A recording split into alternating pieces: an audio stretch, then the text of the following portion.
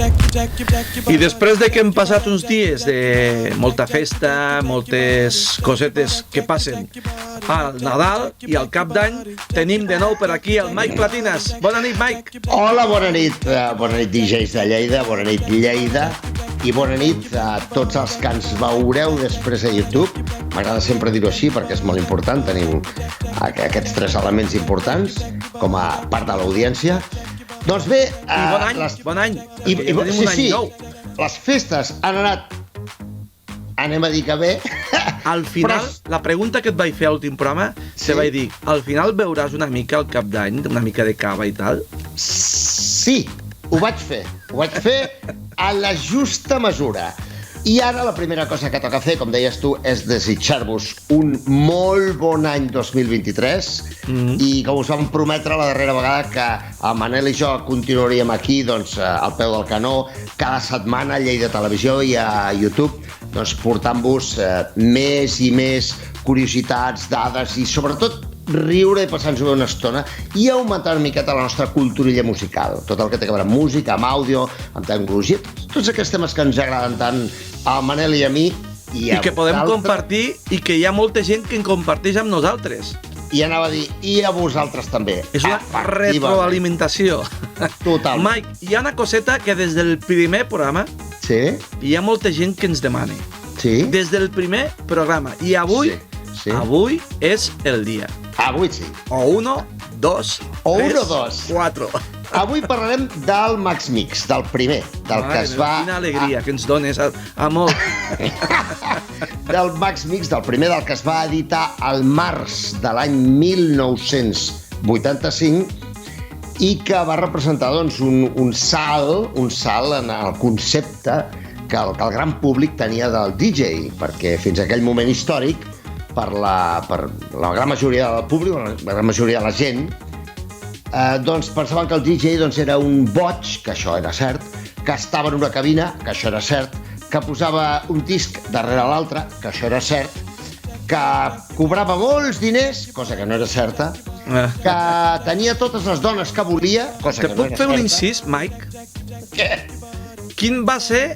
Quan te van pagar la primera vegada que vas treballar de DJ? Doncs mira, primer vaig estar treballant un temps sense cobrar res, perquè el tracte que vaig fer vaig ser sobre el 82. El tracte va ser, jo no cobraré res, però tindré accés al magatzem de discos per poder gravar tota la música possible anterior, la música dels 70 i dels 60, perquè jo volia conèixer molta música. La meva primera preocupació va ser tenir un gran coneixement musical, per mi era molt important, i ho segueix sent actualment també. Però la primera vegada que vaig cobrar va ser a l'abril del 83 i en aquell moment històric vaig tenir la sort de que em pagaven molt bé, un preu inusualment alt per aquell moment històric. Jo cobrava 5.000 pessetes per nit, per sessió. Mare meva. Jo recordo que també cobrava el mateix, el que passa que jo potser era una mica més tard. Però això era molt ben pagat, eh? Sí. Si cobraves això, tant el teu cas com el meu, realment estaven molt ben pagats, perquè jo sé gent que cobrava 5 vegades menys. Ja. Estem parlant de que... Però, en tot cas, no té res a veure amb el que cobren actualment els DJs amb un cert nivell, ni té res a veure... El món ha canviat molt en alguns aspectes per molt millor, no? Bé, doncs, centrant-nos en el tema del Max Mix, el que va donar lloc al primer Max Mix, l'antecessor imprescindible, va ser el concurs de DJs que va fer Max Music a final de l'any 84, al qual s'hi van presentar més de 600 persones de tot Espanya i doncs concurs que la maqueta que ja vaig presentar, junt amb Javier Ucía, que vaig gravar jo, doncs va quedar guanyadora del concurs. I això doncs, va portar a la gravació del Max Mix, que jo vaig suggerir que tingués el subtítol de El primer megamix espanyol, cosa que era rigorosament certa, com a mínim en quant a editat al mercat. Jo no sé si algú abans a casa seva havia fet un megamix, jo sí que l'havia fet abans, el punxava a la discoteca, al Camel de Platjaro, a l'estiu del 84. Però pregunta al canto. Sí? Mike, el concepte que ells demanaven al concurs aquest era... no era... això et volia dir jo. No, ells demanaven una cinta mesclada amb cançons, punt. i s'acabava la història. Clar. Aquí està la clau que considero, i és per la que tu tens un cert nom o renom, i és perquè tu vas, com aquí que diu, crear un nou, que ara suposo que parlaràs. Un nou concepte. És aquest el mèrit que molta gent et dona a tu. Sí, és que clar, la idea era un concurs per barrejar cançons, sense especificar res més, no? I que havien de ser les cançons del seu catàleg en aquell moment, que eren molt poques, no? Uns quantes cançons que ells havien editat.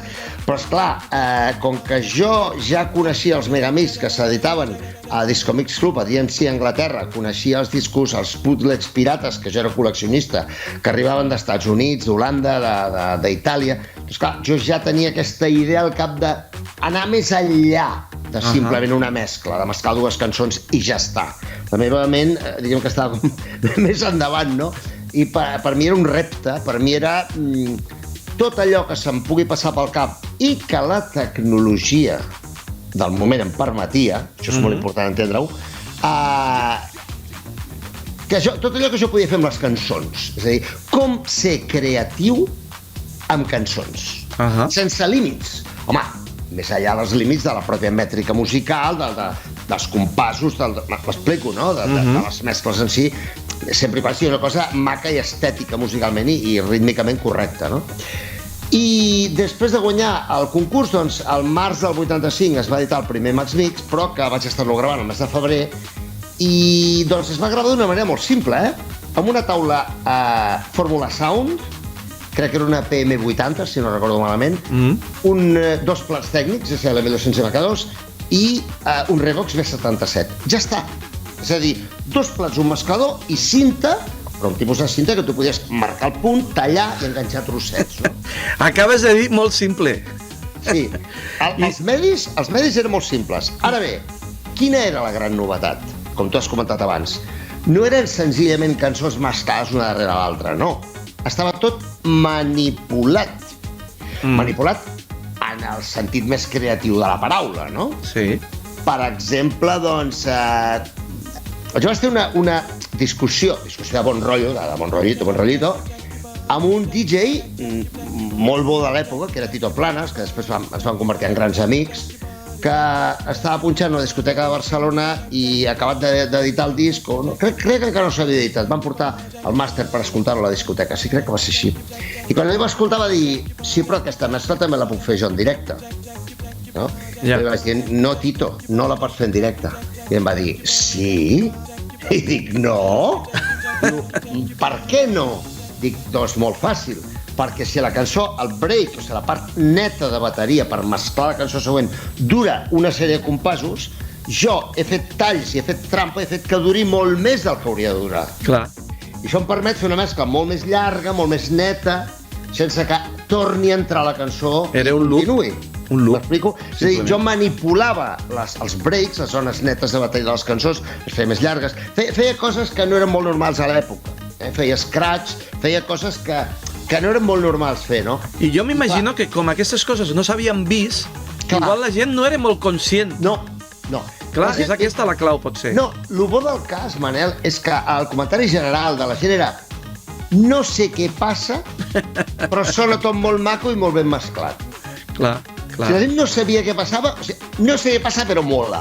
I dius, ja em serveix, ja em va bé. Ja està bé, home. O sigui que, però després hi va haver altres elements que eren novetat, no? Per exemple, una altra novetat va ser, la idea meva inicial va ser agafar i fer una portada estil Mortadelo, dibuixada estil Mortadelo, Sí. Francisco Ibáñez, inclús, i em va dir, ui, però l'Ibáñez cobrarà un pastón, és impensable. Es va plantejar parlar amb l'Ibáñez. Sí, jo vaig plantejar la idea i ens va descartar d'entrar, però dir, no, oblida perquè això cobrarà una milionada, no? I jo vaig dir, home, doncs, l'altra opció és un molt bon amic nostre, tant del Javier com meu, que era el Xavi Aymar, que a part d'excel·lent DJ, excel·lent persona, excel·lent dissenyador, és un molt bon dibuixant.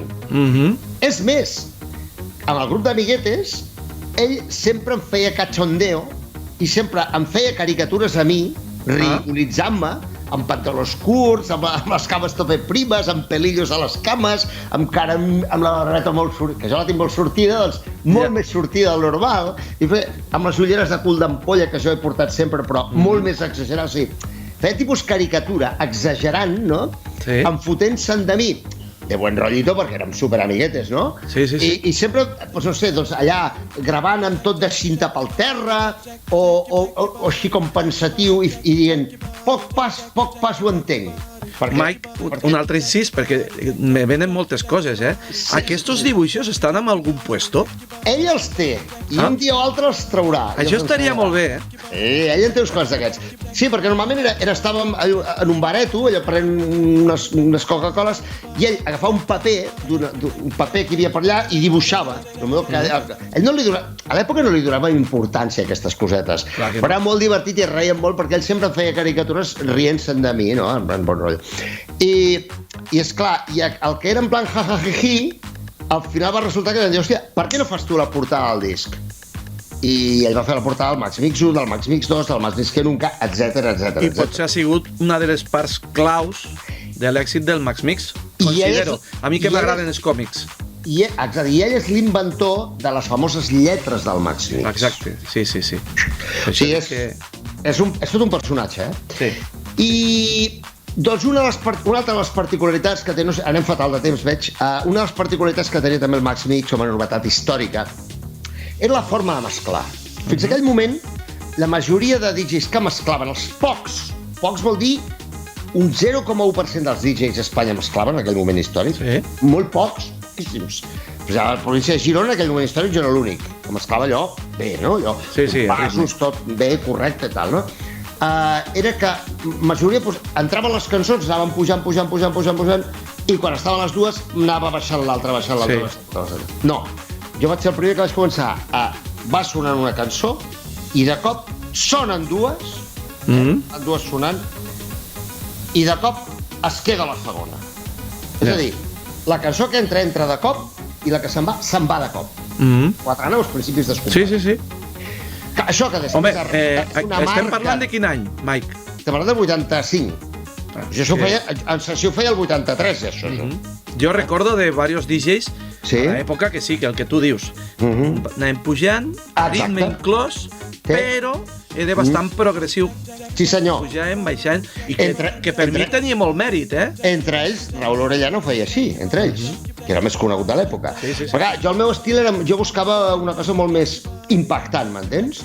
No únicament volia mesclar, sinó que volia, entra la mescla, jo cop, es queda l'altra cançó, m'entens? Era com més impactant. Jo buscava, i aquest estil, aquesta forma mesclada, entrar de cop les coses i treure-les de cop, és el que va quedar com a part de l'estil de Megamix espanyol que es va acabar continuant endavant per altra gent, com Toni Pérez, José María Castells, Quique Tejada, Oriol Crespo, etc. Tots ho van fer així a partir d'aquell moment. Tots. És a dir, vaig començar jo amb aquest estil de mescla i tots van continuar així. I tinc que fer un afegit, perquè tu a vegades hem parlat d'aquest tema i tu sempre em dius que la paraula Megamix ja existia, però jo tinc que dir, o almenys jo opino, que el Megamix com a concepte de barreja de diverses cançons sí que el vas crear tu i la paraula Megamix ja ho feia anar a dir, sí. Jo el que vaig crear a manera és el que es podria anomenar estil de Megamix espanyol, perquè m'entenguis, que era una variant del Megamix més fresca, més divertida, més colorida, més amb focs artificials, sobretot a partir del Max Mix, que nunca es notava molt això, i era com molt més alegre, molt més impactant de cara al públic, molt més comercial, molt més vendible. M'explico? Jo recordo que els que posaven Megamix eren cançons barrejades, potser posaven una petita intro, no? Però poca cosa més. Però el Megamix que jo conec, o que almenys jo recordo, l'autèntic és el del Mike Platinas. Sí, per molta gent, clar, jo vaig ser la primera referència que van tenir, sí, és cert. I per acabar, perquè veig que ja ens estem acostant als 15 minuts i ja estem fora de temps... Podem ensenyar una coseta per aquí o no? Digue'm, podem ensenyar la reedició en Picture Disc, amb vinil, que porta foto en el propi vinil, del Max Mix ara, del Max Mix 1... Jo també te la puc ensenyar, Mike. Ale, tu també me la pots ensenyar. Sí, jo també te la puc ensenyar. Ale, tu també. Mira que xuli. Bueno, també te puc ensenyar aquesta, que és l'edició en vinil. També? Clar. Jo la tinc aquí. La versió en vinil. I per aquí també hi ha una altra edició, que és l'edició amb CD. Però tu tens I a més, tot? jo sé que han sortit diverses edicions del CD, però aquesta és la primera. Però és impossible guanyar-te amb discos i amb vinils, és impossible guanyar-te, tu. I ara no he trobat el casset, perquè també tinc el casset per aquí, per al Hosti, tio. Sí, que sí. Sí, Mike. Molt bé. Bueno, escolta'm, un últim detall i acabem per avui, perquè estem passats de temps. L'últim detall és que jo sempre, a tots els meus megamixes, sempre he comprovat les mescles i els efectes per auriculars. Tant per altaveus com per auriculars, però sobretot per auriculars, perquè amb els auriculars tens molt més la sensació d'estèreo, la sensació de profunditat, i sobretot els volums, les diferències de volum es detecten molt millor entre els diferents elements. Per tant, tingueu en compte que quan esteu fent una mescla, fent una producció musical, que sigui, esteu preparant una intro per la vostra sessió, una intro pel programa de ràdio que feu, qualsevol cosa que feu a internet, un podcast, és molt important sempre comprovar-ho tot per auriculars. Sí. I con esto hi ha amics meus que sempre diuen jo per escoltar les meves produccions tinc que anar al cotxe. També és cert, això. De fet, s'ha d'escoltar amb auriculars, amb altaveus, al cotxe, amb un radiocaset guarro d'aquests, amb un altaveuet fastigós. Ha de sonar correcte a tot arreu, o suficientment bé a tot arreu. I amb aquests consells, i con esto i un bizcocho, hasta mañana a les 8. Ens veiem el proper divendres, perquè ja, fixa que anem a 17 minuts. Sí, si et sembla bé, divendres vinent parlarem ja del Max Mix 2. Va, sí. Divendres que ve Què et sembla? Home, hem parlat del Max Mix, no el Max Mix 1. El primer. Però perquè, clar, amb el temps s'ha tornat el Max Mix 1, però realment és el Max Mix. Sí. És l'inici de tot. Mike, com sempre, moltíssimes gràcies. És un plaer, és una gozada. Igualment. Parlar amb tu i continuem. Vinga. Gràcies. Adéu, Mike.